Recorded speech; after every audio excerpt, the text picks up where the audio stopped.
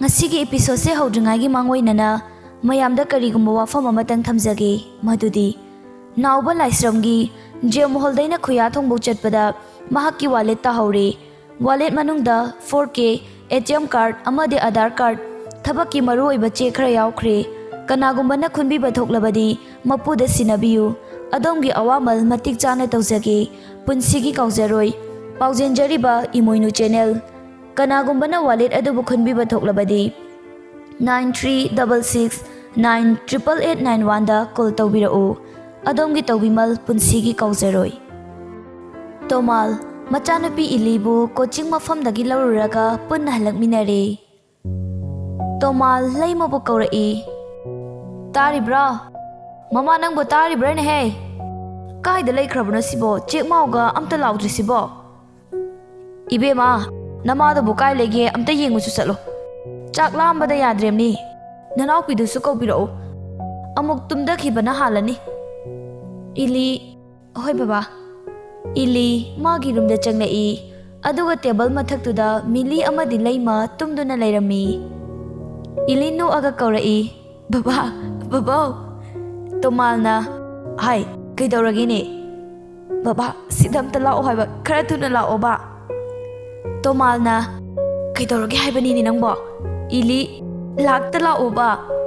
Tomal wanga ngangdana changlai kari tobo yawrage ni he Ili no aga tu abta yengu lao haiba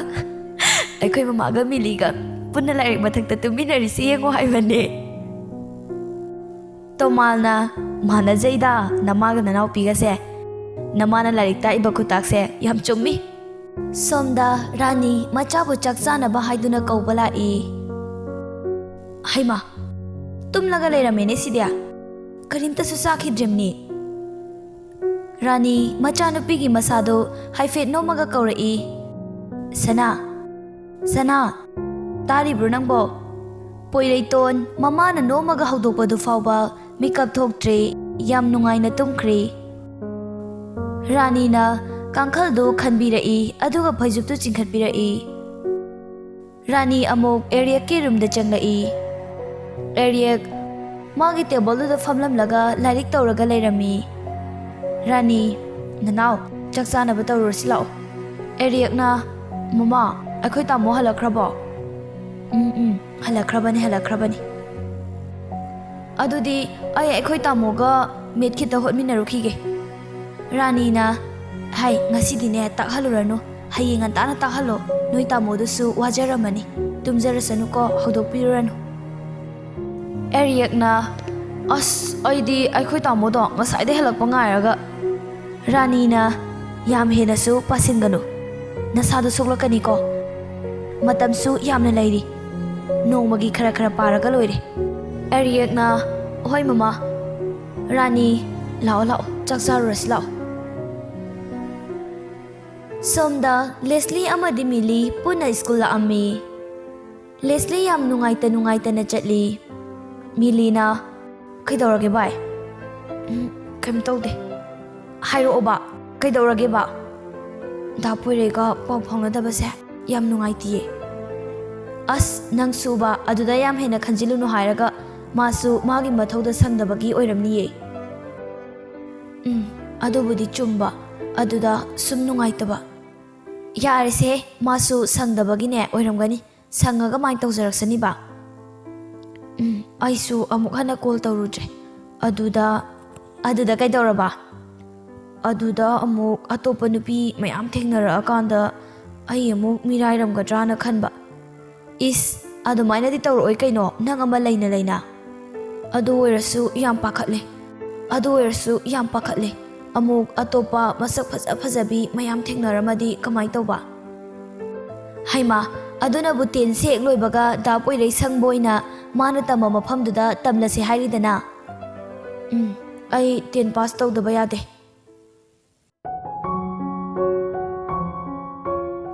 ꯁꯣꯝꯗꯅ ꯖꯦꯂꯤꯁ ꯐꯣꯟꯗꯨꯗ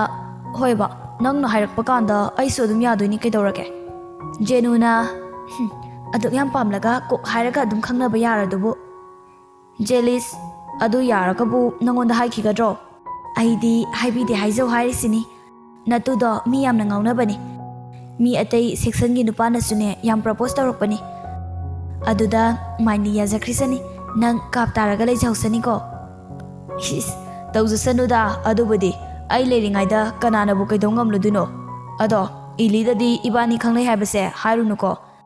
ꯑꯗꯨꯒ ꯅꯪꯅ ꯇꯧꯒꯗꯕꯗꯤ ꯃꯥꯒꯤ details ꯈꯨꯗꯤꯡꯃꯛ ꯑꯩꯉꯣꯟꯗ ꯂꯣꯏ ꯍꯥꯏꯔꯛꯀꯗꯕ ꯃꯥꯅ ꯇꯧꯕ ꯈꯣꯠꯄ ꯍꯣꯏ ꯍꯣꯏ ꯑꯩꯅ ꯑꯦꯖꯦꯅꯤ ꯑꯩꯅ ꯕꯣꯗꯤꯒꯥꯔꯗꯅꯤꯀꯣ ꯍꯥꯏꯔꯛꯀꯦ ꯑꯗꯣ ꯑꯩ ꯊꯝꯃꯒꯦ ꯑꯝꯇ ꯂꯣꯏꯁꯤꯜꯂꯨꯈꯤꯒꯦ ꯖꯦꯂꯤꯁ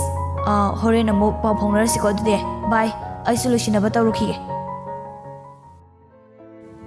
ꯕ꯭ꯔꯦꯛ ꯇꯥꯏꯝꯒꯤ ꯃꯇꯝꯅꯤ ꯖꯦꯅꯨ ꯑꯃꯗꯤ इली पुनः टिफिन चामिनरमी इलिया नोई नचिन नाव कयानो अनीने आइगी मखादा इनाउपी अमगा नंगिदी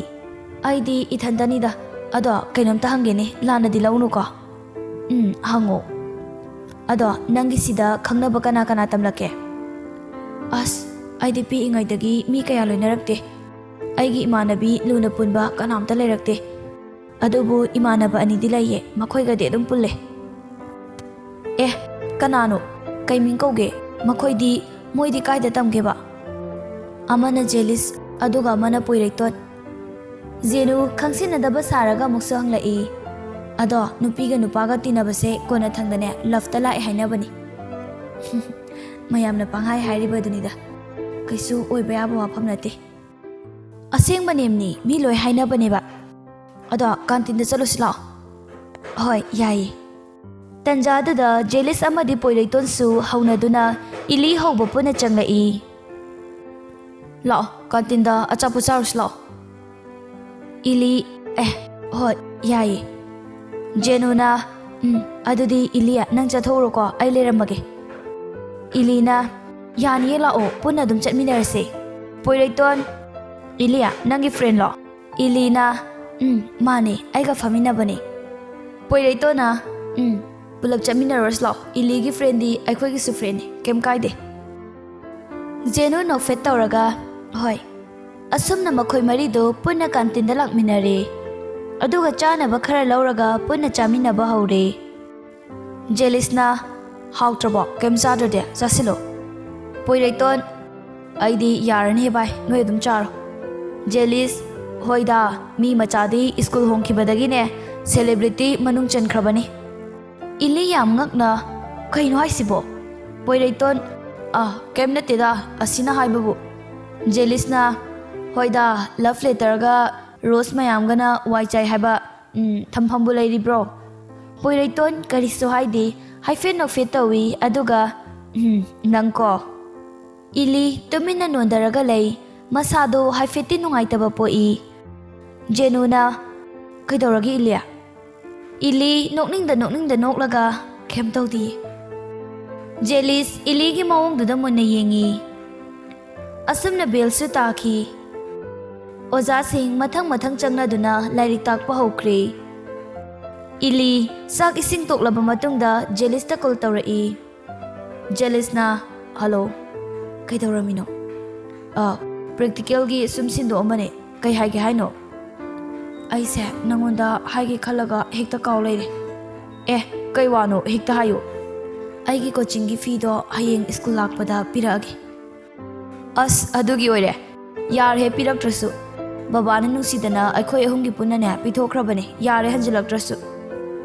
अदोरसु आई नुंगाइते हंजिलकनिको अखोय असु याम लुन तिनरगा कैनो हाइबने अमना अमगी पुथोंगलबसे कयाम कायरगेबा अइनसु नहानमुकना हाइख्रबने अदुगी वादो हाइरकनुना हंजिलक्ट्रसु यारेना याबुदी याय अदोरसु ओ नंगना अदुदा पलगा लैरिसिना कैगिनोबा फरेने अदुदी मसीदा ताकपदी आइबु नंगी असेंगबा मरुप ओइना खनबा ngamde सिना ट्राबा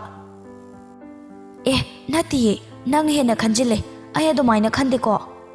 ꯑꯣ ꯐꯔꯦ ꯑꯗꯨꯗꯤ ꯅꯪꯅ ꯌꯥꯝꯅ ꯄꯤꯅꯤꯡꯉꯕꯅꯤꯅ ꯄꯤꯔꯛꯑꯣ ꯑꯗꯨꯒ ꯑꯩꯁꯨ ꯍꯌꯦꯡꯗꯒꯤꯅꯦ ꯅꯪꯒ ꯑꯃꯨꯛ ꯍꯟꯅ ꯐ꯭ꯔꯦꯟ ꯑꯣꯏꯔꯣꯏ ꯋꯥꯐꯝꯗꯣ ꯍꯥꯏꯔꯝꯂꯒ ꯐꯣꯟꯗꯨ ꯐꯠ ꯀꯛꯊꯠꯈ꯭ꯔꯦ ꯑꯗꯨꯒ switch of ꯊꯝꯖꯤꯟꯈ꯭ꯔꯦ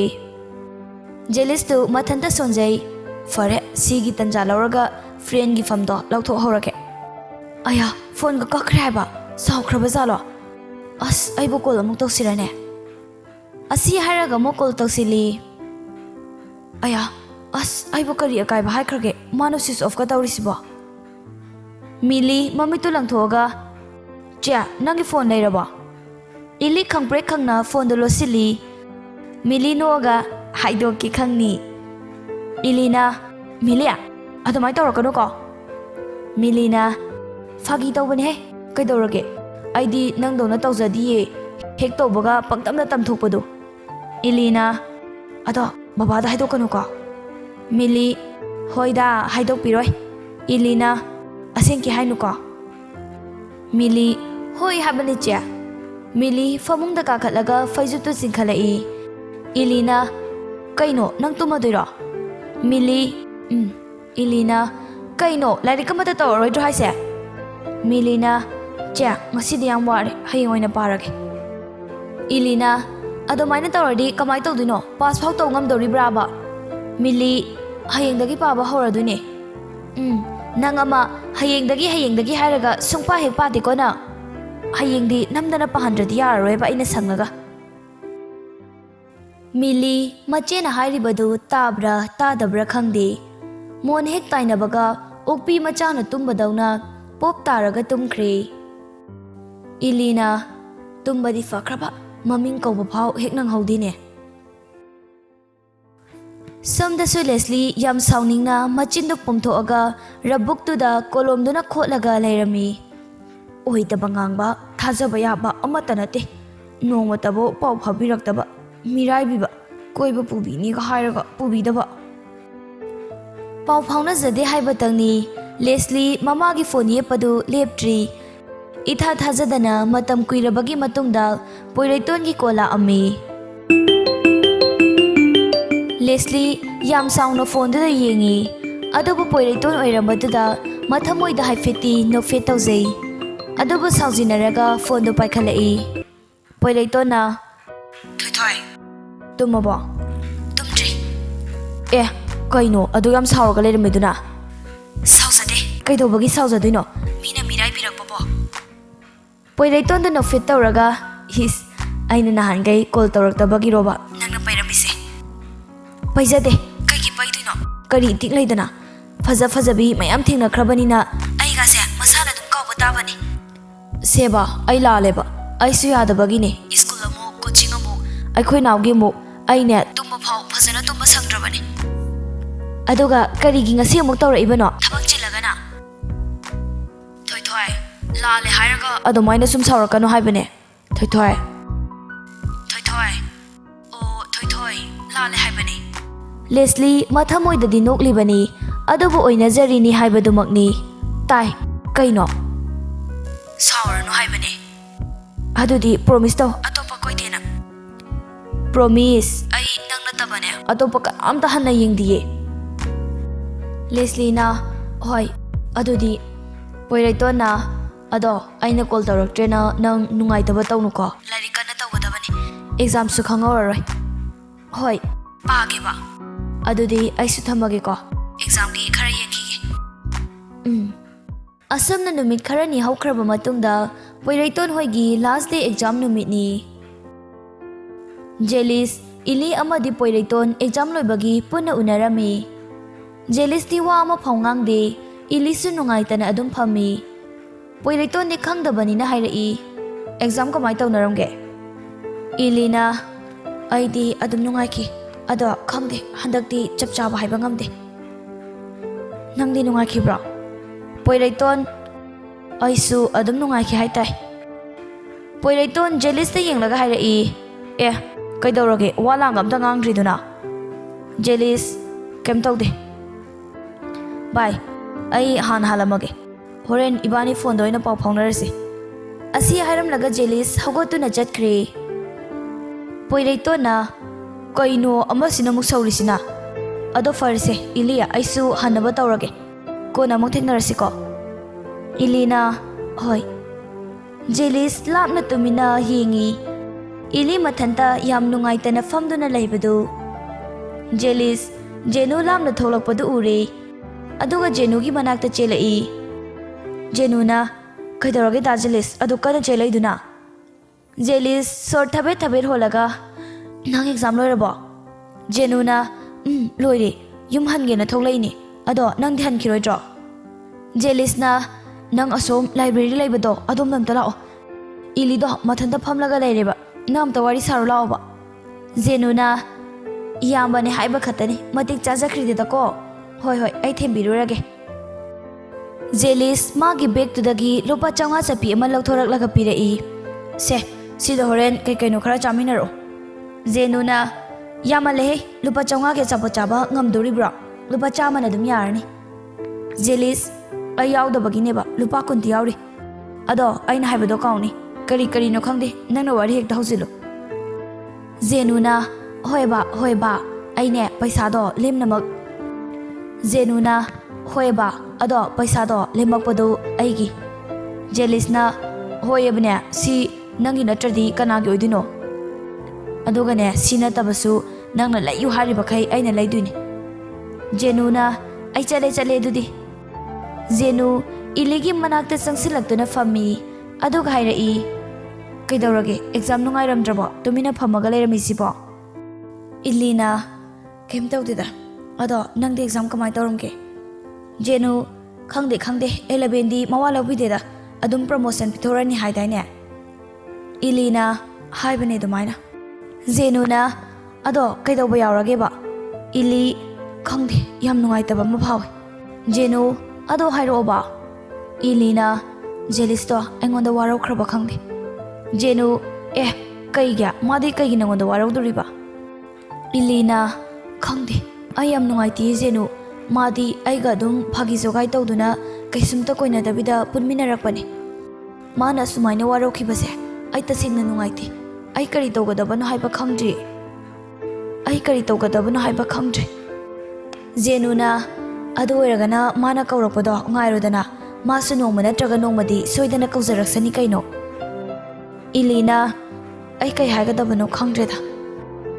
Jenu se nungaitabaga kemta khalunu se. Jenuna se nungaitabaga kem khalunu lao aiga kainom chaminarusi. Ilisu hoi